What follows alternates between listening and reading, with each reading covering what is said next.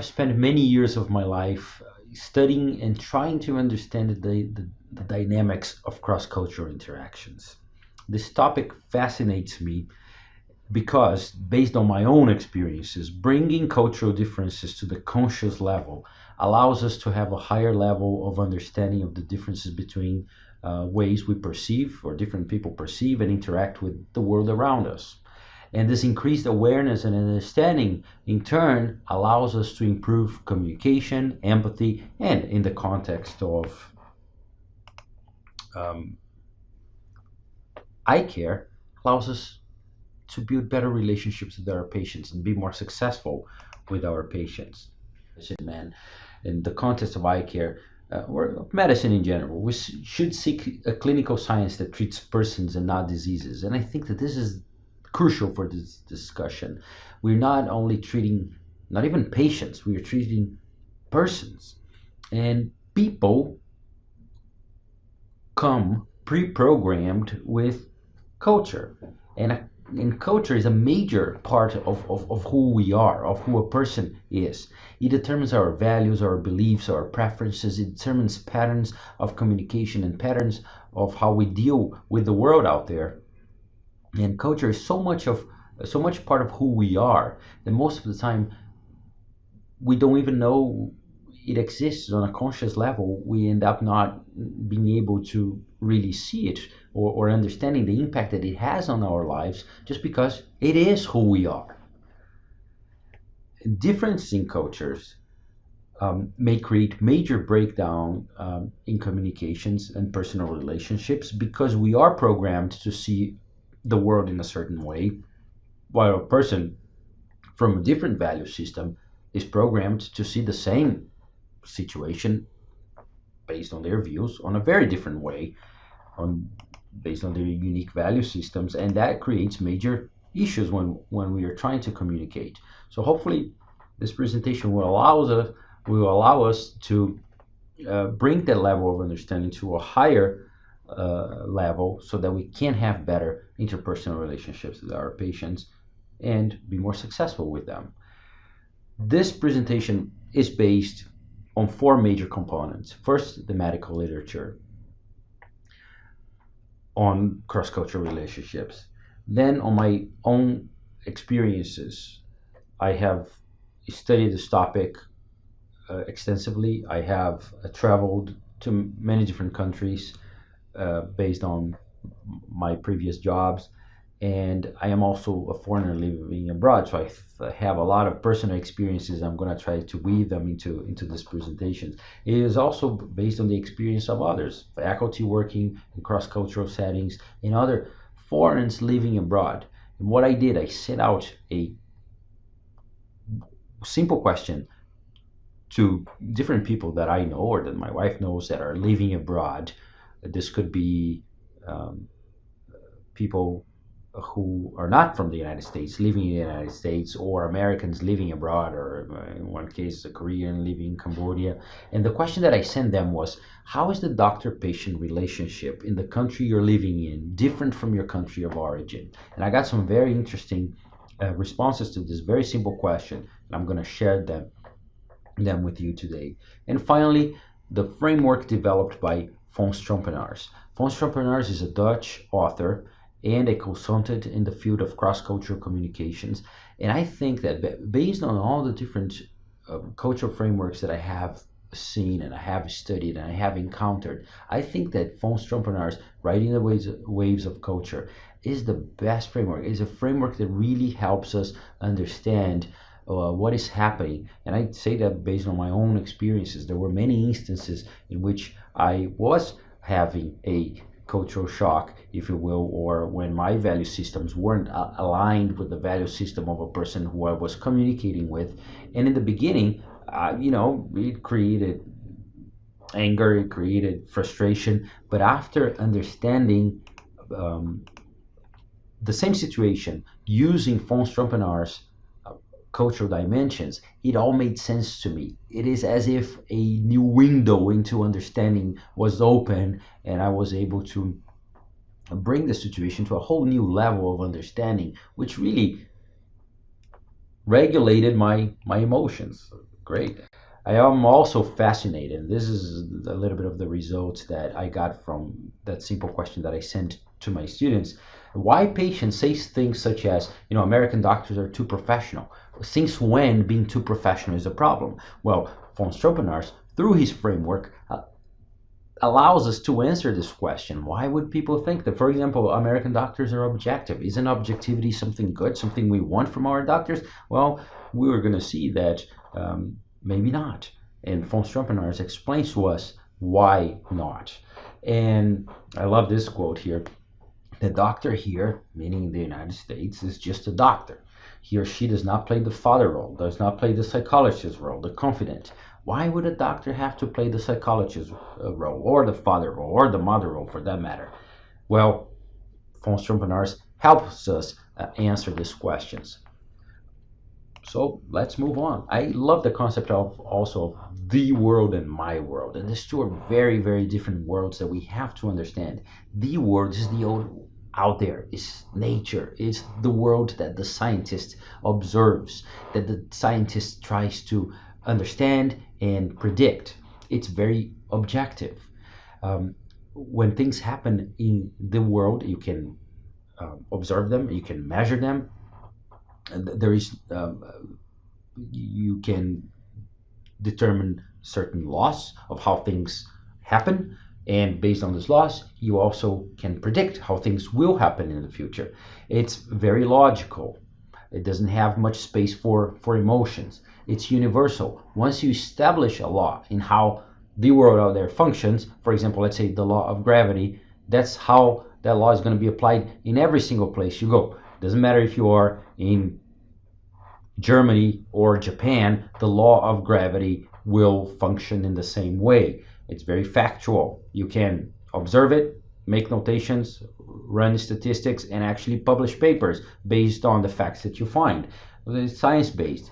On the other hand, my world is very different. It's almost the opposite of every single thing we just mentioned here. It's not objective. It's very subjective.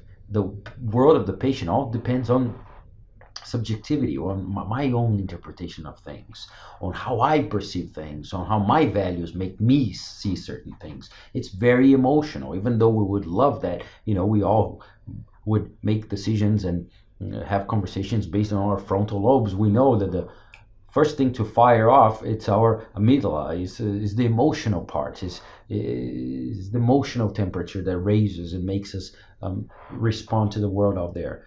It's very personal. It's about me. It's about my experiences, the way I see things. It's about belief. It has nothing to do with facts. And I love the discussion on evidence-based medicine. And of course, we need to have those discussions. They're very important. But when you tell a person that taking antibiotics to fight an ear infection is ineffective, that is a fact. It has been studied through randomized controlled trials. But in my world, the world of the patients, those facts don't really matter because it's about belief. If I believe that antibiotics are good for any type of infection, that's what I believe and that's what I want. So it puts us in a little bit of a situation here. It's based on myth, it's based on stories, not only science and facts and logic. All right. So what we have learned is that doctors and patients have different preferences and different value systems, and because of that they behave in different ways. And because of these differences in values and the way we see the world and we interact with the world, it creates an emotional response. And that's when values clash. And most of the times when values clash, what's going to happen is the emotional temperature is going to become extremely, extremely hot. And when the emotional temperature is very hot, we all know, we have seen that, we have conversations that don't lead us to a very productive ending. Most of the time, what we do is we do what most human beings do when the emotional temperature is very high. We either, the three F's, we fight, we flight, or we freeze, which is never a good thing to do when you're having conversations that may be critical to your health. However, if we do understand these preferences and we understand where the patient is coming from, we understand where the other value system is coming from, we can improve our communication patterns, and we can lower our emotional temperature, at least the doctor's emotional temperature. And when we do that, we can have better patterns of communication. When we have better patterns of communication, we create empathy, we create understanding, trustworthiness, satisfaction, truth telling. The patient opens up, the patient tells everything that is happening to him or her. There is no um, uh, holding back. Because there is trust in the relationship. And we know that when these things happen, and again, these are all science-based, these are factual things. The literature supports this idea. So no matter what you believe about the importance of being culturally competent or not, science, that's your world, but science, the world, they're saying that when these things happen, yeah, we can have a better relationship with our patients, and that what happens, it creates more adherence. Patients are more keen on adhering to a treatment plan that you may propose because there is that level of trust. And we all know that if there is adherence, there is better quality of care, and that's what we are looking for here. Trying to better understand the patient as a person who is culturally programmed, so that we can have better levels of communication with him or her, so that there is adherence, there is trust. Because there is trust, there is adherence, and quality of care is improved. What is culture? Culture is a dynamic, adaptive process, and I love the word adaptive there, of solving human problems and dilemmas in the areas of human relationships, time, and nature. So as we encounter the world out there, we have to constantly solve problems. Solve problems in the areas of human relationships. How do we communicate with others? How do we interact with others? Who are members of our in-group? Who are members of our out-group? We have to deal with problems of time, of nature. How do we interact with the external world, with the world out there? And culture determines our values, beliefs, and assumptions. So every time we face the certain problems, we follow a certain pattern. We follow a certain algorithm in how to solve these problems. And this algorithm is programmed by our cultural background, and it's extremely important that we understand it. And in understanding cross-cultural communications and relationships, it's extremely important to understand the concept of action chains, which is not widely spoken about. Action chains are closely related sequential events expected to occur in social encounters. So think of life as a movie or a movie script. You have a certain you have a plot, you have actors, you have a stage, and every actor is supposed to act in a certain way. So for example, if you watch Die Hard, and in Die Hard there are no explosions and guns and fights, it's not Die Hard, it's a different movie altogether. There is a certain pattern of things that are expected. There are certain action chains that are expected. The same thing when you watch an Indian movie. When you watch an Indian movie, a Bollywood movie, you expect it at a certain time, at a certain moment, in an epic moment, there will be a couple, there will be a romantic relationship, and there will be singing. There will be a lot of people dancing and celebrating that relationship, and or the challenges that they have in that relationship.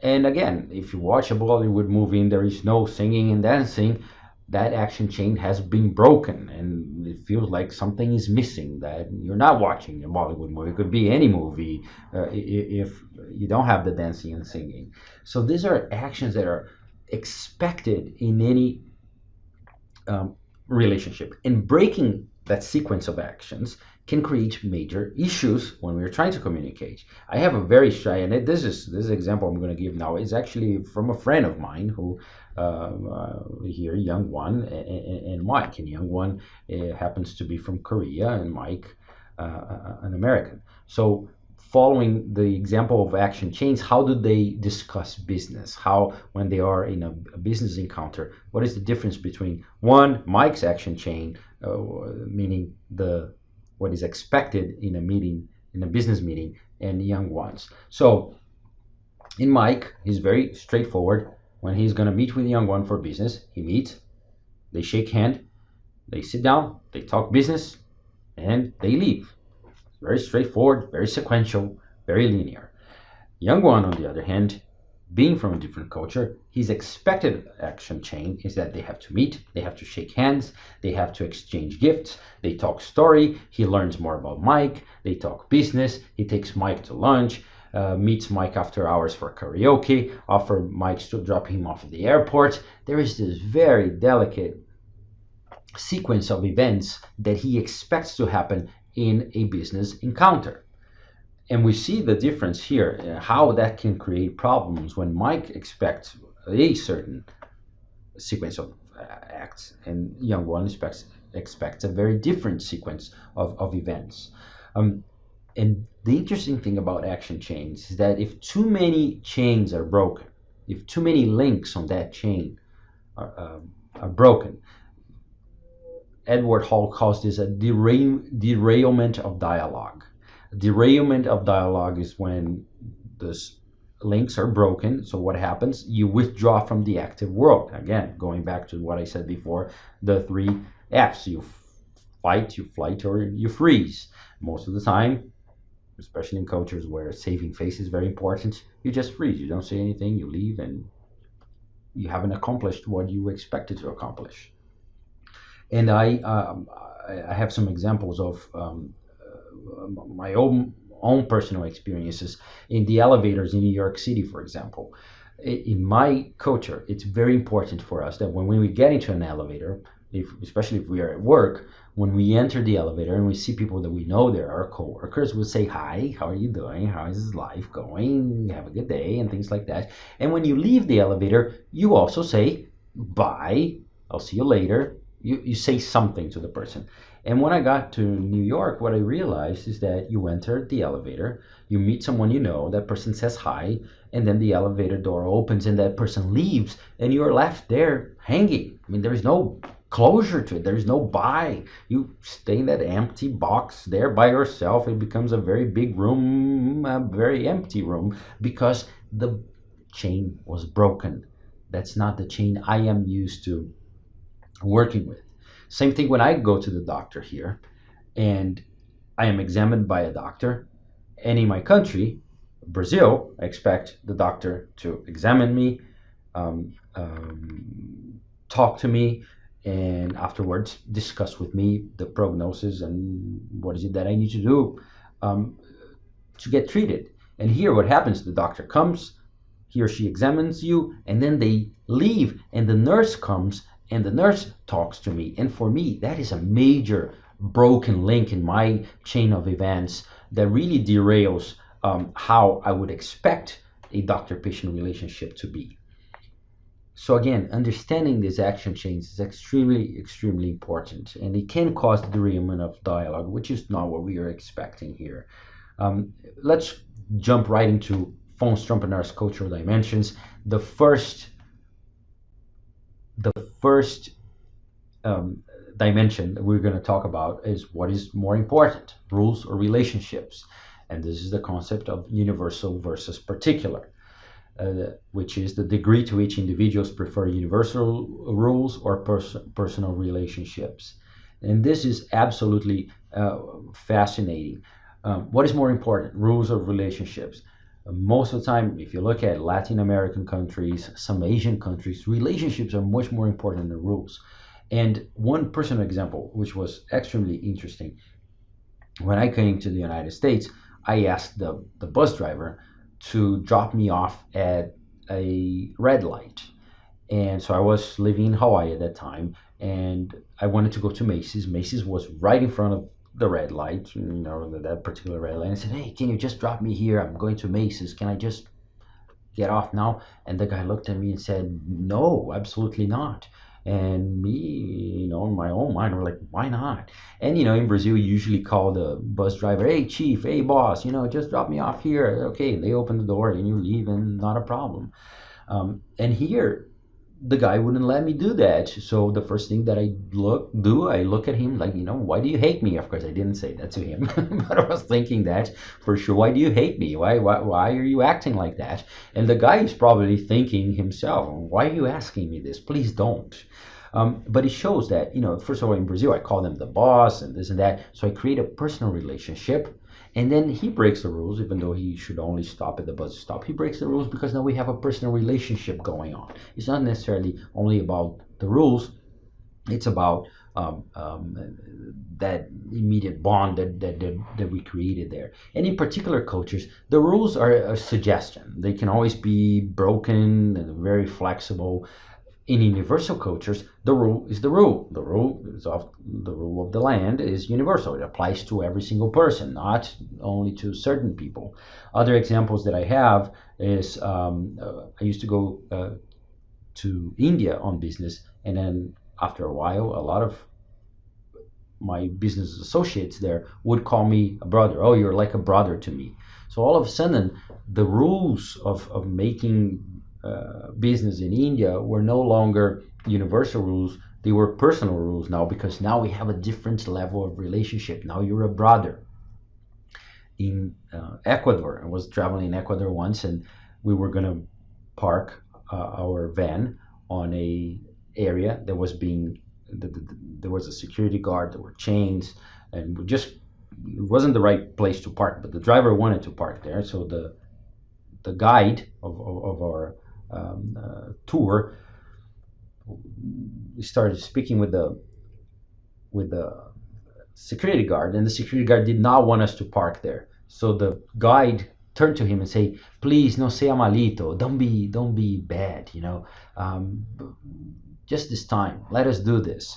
And the guy, okay, and then he opened the chains, and we were able to park there. Again, in a very universal culture, that wouldn't happen, because the rules are the rules and you have to follow them. There is no way around it. I love this example, and I know it's in Portuguese, but it's from my own country, so I wanted to share with you. This is, now in Brazil, there are a lot of manifestations happening because of corruption, and one of our previous presidents in his government had a huge issue with corruption, and Lula is his name, the former president, asks for the Supreme Court to be very, very, very careful with the people that were being investigated, because these were individuals that had high positions in the government. And the president, and I highlighted here in yellow, says, you have to be very careful with when you're investigating these people, because these are not common people. So in very particular cultures, some people are more equal than others. These are not common people. So you should be very careful in how you investigate them. The rules do not apply to everyone in the same way. Another interesting thing that is very common in particular cultures is that in particular cultures, everything is subjective. Everything is personal. Everything is about me. So one presents the facts in his or her life, proving difficulties one faces to justify exception. In particular rules, most particular societies, most people will ask for exceptions. They're always trying to negotiate. And universal rules, universal societies get very frustrated with that, because they are used to, there is a law, it's written, there is a policy, you just follow the policy. But in particular, what they are trying to do is to negotiate, find exceptions. A very interesting, and I like to use this example here from Susan Boyle. She sings this song, Cry Me a River, very beautifully. But that's what they will do. Particular individuals that come from a particular culture will most of the time cry a river, trying to explain why their situation is different and why an exception needs to be made. So you probably have seen patients like that whenever they are dealing with you, they're trying to tell their whole story and how the life may be really hard or difficult or different, and that's why they need you to maybe write a doctor's note, even though they don't qualify for one. I have here some examples of universal, in particular from the patient perspective. And the patient perspective, one of the people that I interviewed mentioned that he or she was very uncomfortable with the impersonal form of care. And why would a person say something like that? Because in a particular society, in a particular value system, everything is personal. Everything is that about that one relationship. And in universal societies, the relationship there is a doctor-patient relationship. There are not many emotions involved. I am the doctor, you're the patient. You come, you see me, I treat you, and that's it. Again, I believe that the main difference between the doctor-patient relationship in Brazil and compared to US is the personalized attention and consequently a closer relationship with patients. Again, personalized means universal versus particular. Personalized is very much an indication that this person comes from a particular mindset. Common issues that we find is for particular oriented cultures that they feel that lack of sense of individualized care. They want a care that is based on their needs, that is not universal, that doesn't follow rules. If they feel that their issues, and most of the time they do, that their issue is more important than the other person's issues, they want more time. They don't want just a standard 15 minutes with you. Requirements. What are requirements for particular oriented people? Requirements are just a suggestion. There's always a way to make an exception. For example, in Brazil, we have what we call the jeitinho brasileiro, the Brazilian way. It's okay to break the rules. It's okay to break regulations. We will follow the rules, but the rules that we think are fair. And if I don't think it's fair, I may not follow those rules.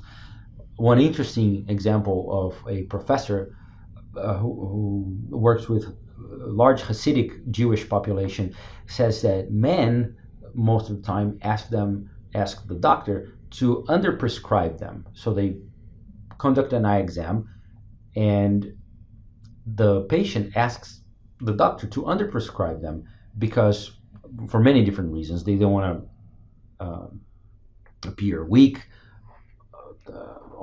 towards their peers. And again, from a universal perspective, a prescription is a prescription. You don't underprescribe. If you are a -6, you're a -6, and that's it. There's no way around it. But in a particular point of view, the person is trying to negotiate. Yeah, I'm -6, but maybe I can be a -5. Just let's talk about this. And your ability to understand that when a person is asking for their underprescription, he is being operating from a particular point of view is crucial in dealing with that patient. And then maybe, yes, not doing something illegal, but if that's not going to impact the person's ability to drive and things like that, you might want to underprescribe.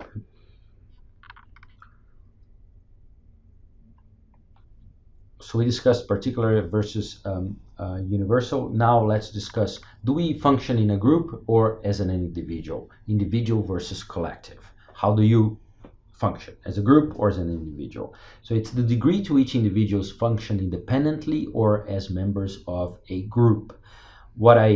Some examples from my personal experience is in collective-oriented societies.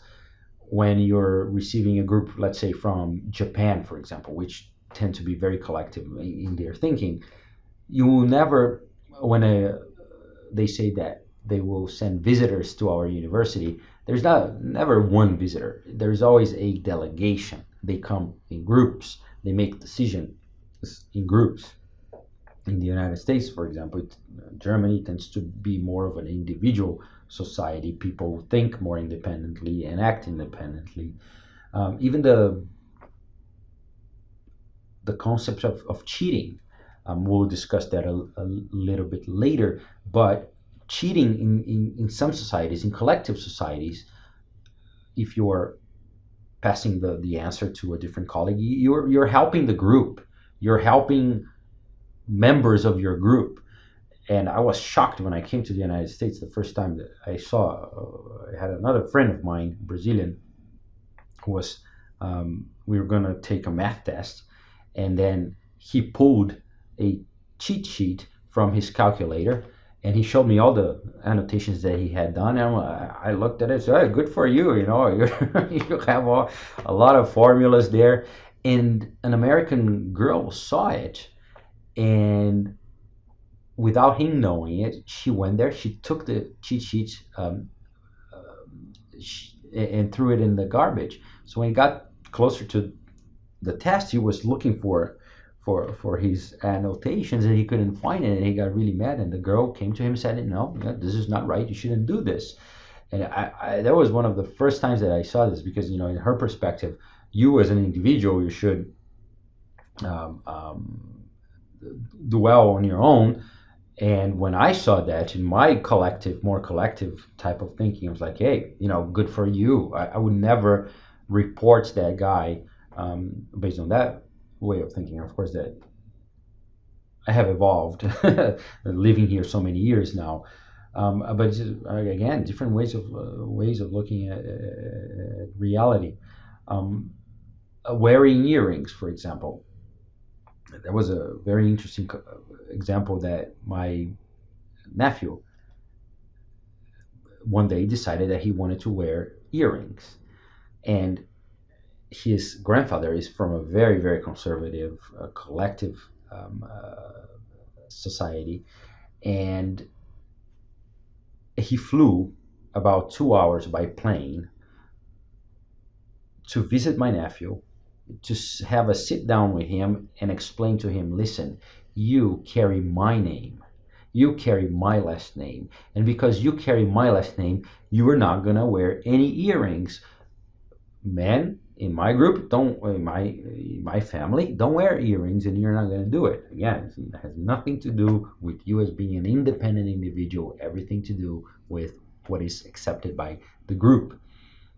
This is my friend Young One once again, the good-looking gentleman here to the left.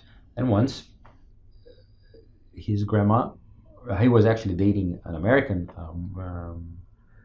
girlfriend and really liked her, but his grandma pretty much told him, no, you're not. And her explanation to him, you know, it doesn't really matter what you feel. Life is a sea of suffering anyway. So you have to marry yourself a nice girl from our community, and that's what you're going to do. And again, life is a sea of suffering, and you do what the group wants you to do, not what you as an individual think. Common issues that we face there is involvement of family members in the decision-making process. We see that all the time when patients from a more collective society, they bring the entire family to the examination room.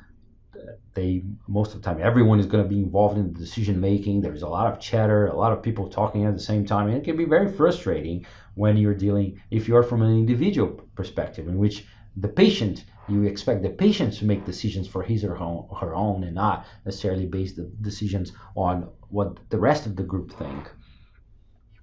The doctor, on the other hand, from an individual perspective, has the expectation of the patient to speak for him or herself. But again, that's just not part of a collective person programming. And then you've got to be able to communicate with the group and understand what the group wants. And I find it very interesting, though, that some doctors will respect that, but it gets to a certain point that they say, okay, but now it's you who have to decide. They engage people in a conversation, the family in a conversation, but it gets to a certain point, okay, but now you have to leave the room. I have to talk with him or her independently. So you are respecting it up to a certain degree, but then you're reverting back to your individual way of thinking and acting. Again, an example about cheating, and this is a Saudi Arabian student who cheated, and I love this example. I think people in Saudi Arabia are very close to each other, and so we grow up helping each other.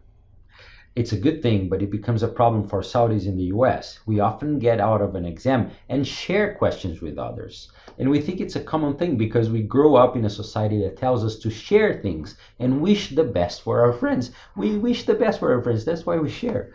In Saudi Arabia, your accomplishments are not recorded by your name, but by your tribe or family. For instance, when a guy from Najran succeeds, it's considered as a success for the whole city. Very, very, very interesting concept here in individual versus collective way of looking at it. A very serious thing as cheating, for example. I love the explanation. Very good. Let's move on. Another area that another dimension that we have here is how far do we get involved? Specific versus diffuse, the degree to which individuals are assertive to the point or evasive in relationships. And this particular dimension here creates major issues in cross-cultural communications. Some personal examples: students who in the past from very diffuse cultures, and diffuse culture, you are ambiguous. You never say things to the point. You're evasive. You're not as assertive as a specific person. A specific person tells you as it is, as he or she is thinking. Very different from a diffuse perspective. So students would come into my office from South Asia, very diffuse by nature, and they would come to see me and say, "Hi, sir, how are you doing?" "Oh, fine. How can I help you?" No, I'm here just to see you." "Oh, yeah, fine. Oh, how are things going?" "Oh, great. Oh, fine. So how is the school?" "Oh, school is doing great." All right. And I knew that they were not there not only to see me. They wanted something. And then finally, after so many minutes talking small talk, they would definitely finally tell me, "Oh, I'm not doing well in this class," or "I hate my roommate, I don't know what to do," or "I don't have money, how can I deal with that?" But they would never tell me straight away. They would always go around the bushes, and then they would get to the point of the discussion. Me being from Brazil, how I personally felt the difference in specific versus diffuse, I worked in a very large project at the University of Hawaii, doing research on bringing education to isolated islands. And my paper was used as the recommendation for the government of the Marshall Islands. And to thank me for the work that I had done, this gentleman called CL wanted to thank me, and he decided to pay me lunch for it, which I thought was very nice. So I hadn't seen him. The project was over. It was 6 months after the project was over, and he said, "All right, I'm gonna pick you up at a certain street corner. You just wait for me. We'll have lunch, celebrate that your paper was chosen." Great. He parks the car. I open the door. I sit in the passenger seat, and I ask him, "So, how are things?" Now, I come from a diffuse culture. In a diffuse culture, how are things? I just want to know, how are things? Family, life in general. And he immediately started talking about the project. "Oh, no, we're in this certain stage of the project, and this is happening, and that is happening, and the project was very well received by the Marshall Islands government." And I'm like, God, wow, what's going on here? The guy barely saw me. I haven't seen him in 6 months. He's already talking about business. Like, hey, easy. That same example that I gave before in the action chain, how a young one expects a certain thing from business meetings. I love that as well. A young one going on a happy hour. Classic example. All right, so 5 o'clock, we're going to go on a happy hour. We would tell a young one who comes from a very diffuse culture, hey, 5 o'clock, happy hour. All right, it's 3:50, 5 o'clock, happy hour. Happy hour. 4:50, 5 o'clock, happy hour. Yeah. 5 o'clock, all right, let's go. "Oh, I can't. I have to do things with my wife." Why didn't you tell us? The entire time you were just saying, yeah. But it was never direct. Could never tell you exactly what he was thinking. He was always trying to please, always trying to be diffuse about the entire thing. Examples in the doctor-patient relationship. Over time, I became accustomed and understood that the doctor is only a doctor. He doesn't have to be your best friend, your confidant. He doesn't have to play the psychologist, the teacher, and the father figure. Again,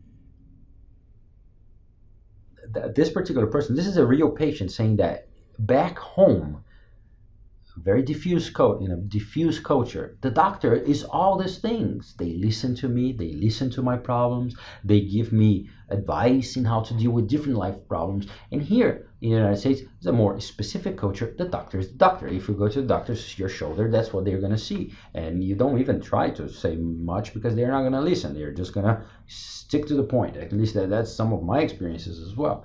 Like this one here as well. In the United States, we feel that the doctor-patient relationship is extremely distant and professional. There is no human warmth. And I think that, especially the word here, professional, again, it's a specific relationship.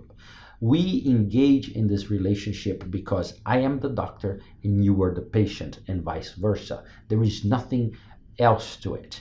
On a diffuse relationship, patient, doctor, father, friend, neighbor, everything being member of the same social level, community, everything is intertwined, and it has major impacts in how we deal with these people.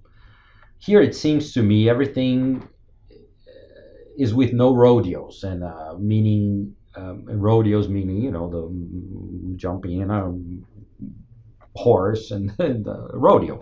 That's the term that we use in Brazil of going around, beating them around the bushes and not being straightforward. And again, it's specific. I have something to tell you. I'll tell you exactly what is happening. I don't measure words. In Brazil, I used to go to my doctor. She always listened to me and took interest in my problems. No rush to end the consultation. Again, my problems.